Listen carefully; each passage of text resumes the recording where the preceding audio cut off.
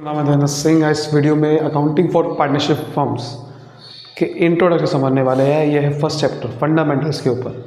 बहुत सारे लोग ने अब आप 11 से 12th में आए होंगे तो अकाउंटिंग का सबसे पहला चैप्टर यही मिलेगा आपको। पार्टनरशिप से अगर आप स्टार्ट कर रहे हो तो पहला चैप्टर फंडामेंटल्स का है, उसका आज हम इंट्रोडक्शन समझने वाले हैं। ये जो यूनिट है पार्टनरशिप फर्म वाली 36 नंबर की आती है, बहुत इंपॉर्टेंट यूनिट, सबसे ज़्यादा वेटेज वाली यूनिट है। तो उसका जो पहला चैप्टर है वो सबका फंडामेंटल है, यानी कि फंड नाम से समझ में आ रहा है तो बेसिक है, उसको समझना बहुत ज़रूरी है। इससे आपको पूरी पार्टनरशिप सभी समझ में आ सकती है। तो वो आज हम वीडियो में स्टार्ट करेंगे। पहले तो हम थोड़ा मीनिंग समझ लेते हैं। वो आई एम श्योर आपने 11th क्लास में बिजनेस स्टडीज़ में पढ़ा ही होगा पार्टनरशिप होती क्या है।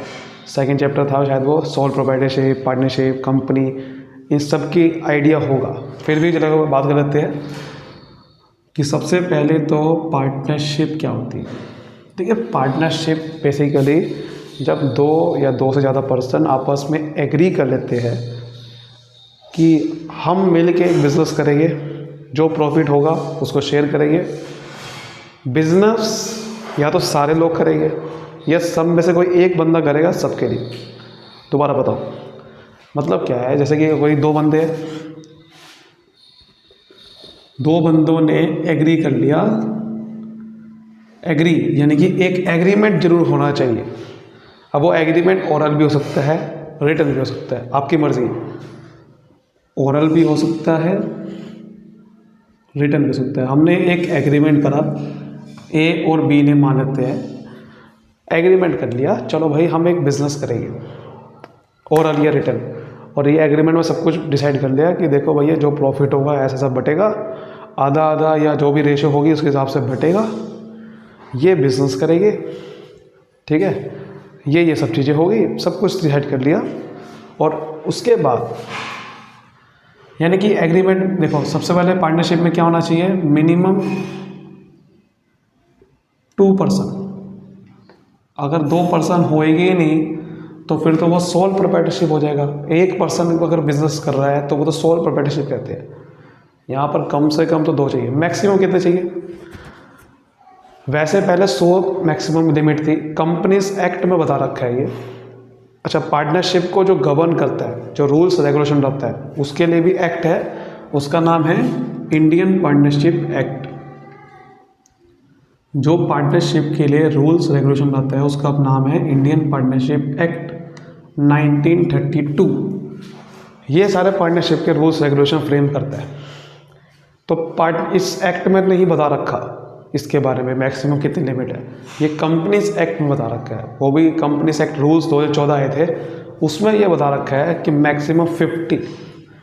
तो मैक्सिमम आपसे कोई पूछे तो आप कहना कि 50 हो सकते हैं पर्सन। ठीक है। अच्छा, जो पर्सन जो पार्टनरशिप में आते हैं उसे पार्टनर्स बोलते हैं। जब पार्टनरशिप में आते हैं ये पार्टनर्स होते हैं, और जो पार्टनरशिप उसे फर्म बोलते हैं। जब सारे को मैं एक साथ बोलूँगा कि भाई 2 पर्सन है, दोनों पर्सन का ये बिज़नेस है, तो बिज़नेस को फर्म बोल देते हैं। और अलग अलग जो बंदे होते हैं उसके अंदर वो पार्टनर बोलते हैं। एक साथ मैं बोलूँगा सबका कि सब लोगों को, अगर मैं एक साथ बोल रहा हूँ कि ये फर्म है, लेकिन मैं बोल रहा हूँ कि इसमें ये पार्टनर के नाम बोल दो, पार्टनर्स है। ठीक है, फर्म का मतलब बिजनेस को फर्म बोल देते हैं। पार्टनर्स जो बिजनेस में पार्टनर, जो यानी कि पार्टनरशिप में है, उसे पार्टनर बोलते हैं। फिर हमने समझा कि एग्रीमेंट होना चाहिए। एग्रीमेंट ओरल भी हो सकता है, रिटर्न भी हो सकता है। ओरल ज़्यादा बढ़िया नहीं होता, रिटर्न ज़्यादा बढ़िया होता है, क्योंकि इससे प्रूफ हो जाता है आपके पास, है ना, कोर्ट में भी जा सकते हो। और रिटर्न एग्रीमेंट को बोलते हैं पार्टनरशिप डीड। क्या बोलते हैं, पार्टनरशिप डीड। तो जो रिटर्न एग्रीमेंट होता है वो डीड होती है, वो ज़्यादा इंपॉर्टेंट होती है, लीगल डॉक्यूमेंट बन जाता है, आप कोर्ट में जाके प्रूफ पेश कर सकते हो। उसके बाद एक लीगल बिजनेस होना चाहिए, ये भी इम्पोर्टेंट है कि बिजनेस इलीगल ना हो, कोई लीगल होना चाहिए। क्लियर यहाँ तक। प्रॉफिट शेयरिंग होना चाहिए, बहुत इंपॉर्टेंट है ये जो मैं आपको बता रहा हूँ ये फीचर्स बता रहा हूँ पार्टनरशिप के। प्रॉफिट शेयरिंग होना चाहिए, मतलब ये अगर प्रॉफिट शेयरिंग नहीं होगा, एक ही बंदा प्रॉफिट ले जा रहा है तो वो पार्टनरशिप नहीं है। वो डिसाइड कर सकते हैं, ठीक है, डिसाइड कर सकते हैं कि हम ये इतना इतना प्रॉफिट बांटेंगे, कि आधा मेरा आधा तेरा, या 3 पूरे वो प्रॉफिट में से 3 हिस्सा मेरा, दूसरा तेरा, ऐसा कुछ भी कर सकते हैं। Last is very very important, business carried by all और any of them acting for all. क्या मतलब उसका? जो बिजनेस में लोग हैं वो तो या तो सारे बिजनेस चलाएंगे, सारे खुद ही मैनेज करेंगे, सारे लोग मैनेज करेंगे। एक क्या हो सकता है कि उसमें से कोई एक बंदा मैनेज कर रहा है लेकिन वो सब के लिए कर रहा है, तो सब लोग फिर उसको बात को डिनाई नहीं कर सकते। मान लेते हैं ए और बी पार्टनर है, बी बंदा किसी बंदे से पेमेंट लेके आया तो ए बंदा उसे मना नहीं कर सकता, ठीक है ना।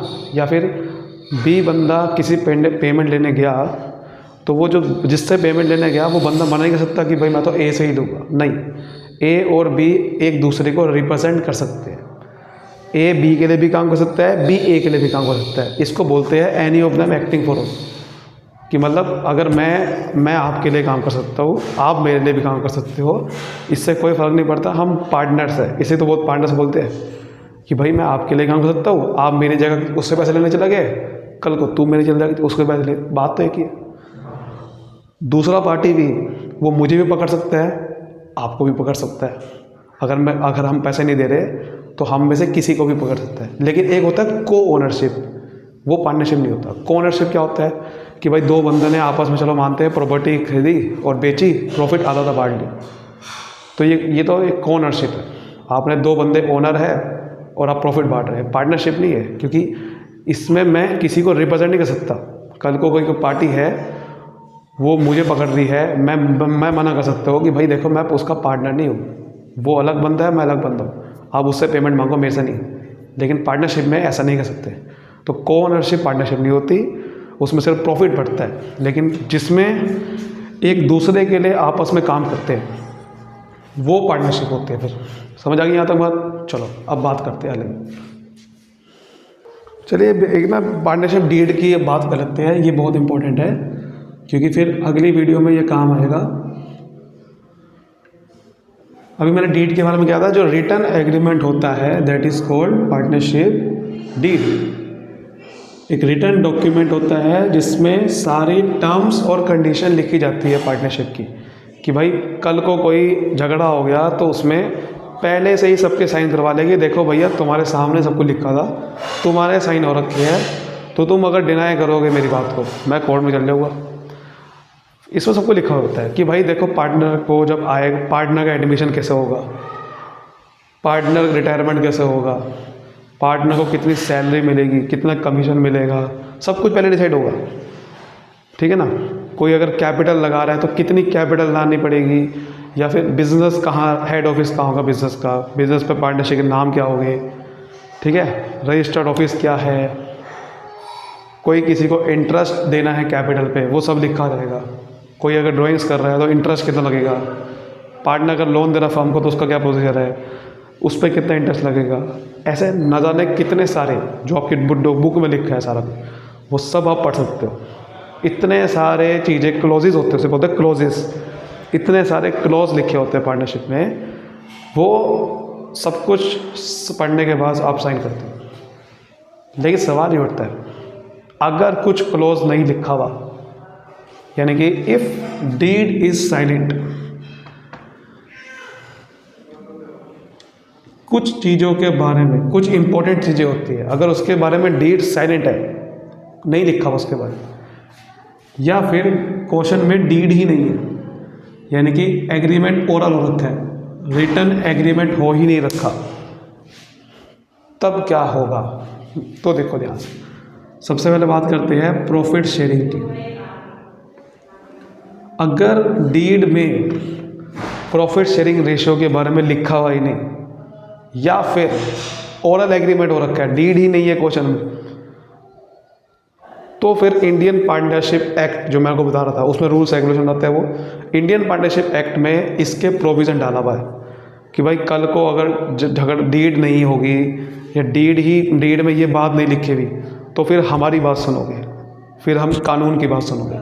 इंडियन पार्टनरशिप एक्ट कहता है कि भाई अगर डीड में ये, क्योंकि ये बहुत इंपॉर्टेंट है प्रॉफिट शेयरिंग, अगर ये नहीं गिवन है तो भाई आंख बंद करके बराबर बराबर बांट दो, क्योंकि हमें नहीं पता कौन कितने काम का है। हम नहीं कह सकते इसको डबल पैसा दो, उसको आधा दो। सब में आधा आधा बटेगा।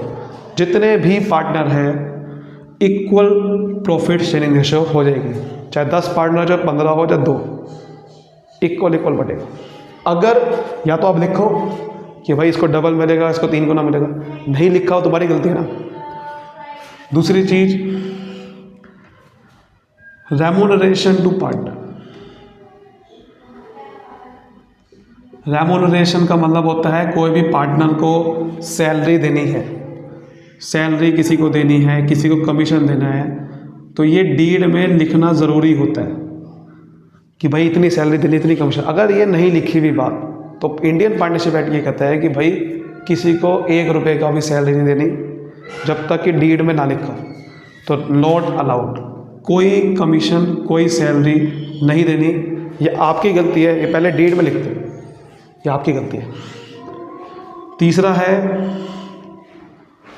Interest on capital.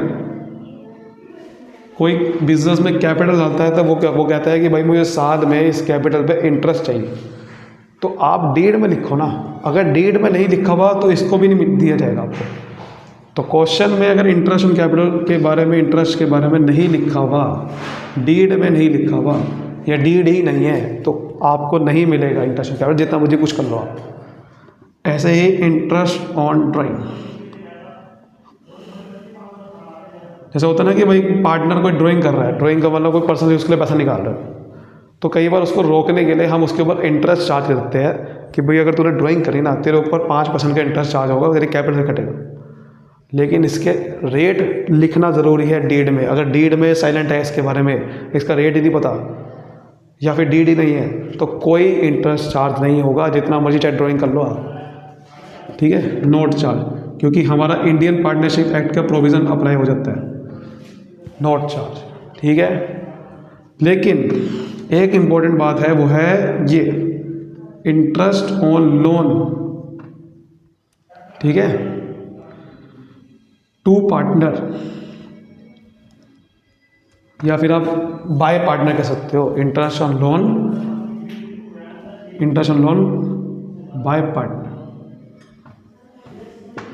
मतलब कहने का मतलब है कि अगर फर्म ने, हिंदी में समझ लो आप, आपको बहुत बड़े समझ में आ जाएगा। फर्म ने पार्टनर से लोन ले रखा था, मान लेते हैं, और उस लोन के ऊपर इंटरेस्ट देना था फर्म को, उसे बोलता है इंटरेस्ट ऑन लोन, और उसके बारे में जानकारी क्वेश्चन में नहीं है, डीड में नहीं लिखा हुआ या डीड ही नहीं है, ओरल एग्रीमेंट हो रखा है, तो भाई आप ऐसा ना कहते ना कि इंटरेस्ट ऑन लोन चार्ज ही नहीं करूँगा या इंटरेस्ट ऑन लोन दूंगा ही नहीं।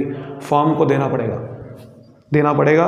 ये प्रोविज़न इंडियन पार्टनरशिप एक्ट का अप्लाई हो जाएगा। वो क्या कहेगा, वो कहता है कि भाई आपको 6% पर एनम, एज्यूम कर लेना रेट, 6% पर एनम के हिसाब से आपको इंटरेस्ट ऑन लोन दे देना है। हमें नहीं पता, आपने अगर क्वेश्चन में नहीं लिखा हुआ 12% या तो लिखो, नहीं लिखा हो तो अपने आप 6% पर एनम आपको इंटरेस्ट ऑन लोन देना है पार्टनर को। ध्यान रखना, ये इंटरेस्ट ऑन लोन पार्टनर को देने की बात की जा रही है। कुछ लोग इसको गलत समझ रहे हैं। अगर फर्म ने पार्टनर को लोन दे रखा है, ले नहीं रखा, दे रखा है, तो इसके ऊपर कोई इंटरेस्ट चार्ज करने का कोई प्रोविज़न नहीं है कि भैया फिर फर्म ने पार्टनर से 6% के हिसाब से इंटरेस्ट लेना है। ये नहीं कह रहा था, क्या कह रहा है, ये देने के ऊपर बात की जा रही। लोन देने, इंटरेस्ट ऑन लोन देने की, फर्म को जो इंटरेस्ट ऑन लोन देना है पार्टनर को, उसके ऊपर बात की जा रही है कि उसको 6% मान लेना है। लोन अगर दिया हुआ है फर्म ने और इंटरेस्ट ऑफ, जैसे कि पार्टनर ने अगर इंटरेस्ट ऑन लोन देना है फर्म को, उसके ऊपर इंटरेस्ट कोई एज्यूम नहीं करना 6%। मैं ये कहना चाह रहा हूँ, पार्टनर ने अगर इंटरेस्ट ऑन लोन देना फर्म को, लेकिन ये बात की जा रही है जो फर्म ने जो देना है पार्टनर को इंटरेस्ट ऑन लोन, फर्म ने, उसको आपने एज्यूम कर लेना 6% पर एनम। अगर डीड क्वेश्चन में नहीं है, ये साइलेंट है, उसके ऊपर बात की जा रही है, इसके ऊपर नहीं। तो ये बहुत काम है, ये जब इंटरेस्ट ऑन लोन का टॉपिक पढ़ोगे तो ये वहाँ काम आएगा, वरना लोग इसमें गलती कर देंगे।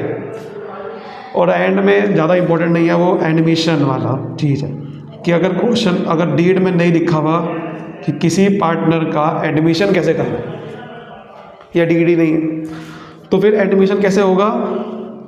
Unless all agree. एडमिशन फिर तभी होगा वैसे पार्टनरशिप में एडमिशन किसी का नहीं हो सकता, फिर अगर हो सकता है तो कैसे हो सकता है? जब तक सारे लोग एग्री ना कर लें। या तो आप डेट में लिखो कि भाई अगर 10 में से 8 लोगों ने हाँ कर दी तो एडमिशन हो गया, लेकिन ये बात अगर नहीं लिखी भी तो गलती आपकी है। तो फिर क्या है, जब तक सारे लोग एग्री साइन नहीं करेंगे तब तक किसी का भी एडमिशन नहीं हो सकता पार्टनरशिप में। तो ये जो मैंने आपको बताया है ये आपको मेन क्वेश्चन में काम आएगा, जो अगली वीडियो से हम स्टार्ट करेंगे। तो आज की वीडियो के लिए इतना ही। उम्मीद करता हूँ बहुत अच्छे से आपको कॉन्सेप्ट क्लियर हो गया होगा। तो वीडियो को शेयर करिए फटाफट से ताकि उनके भी क्लियर हो।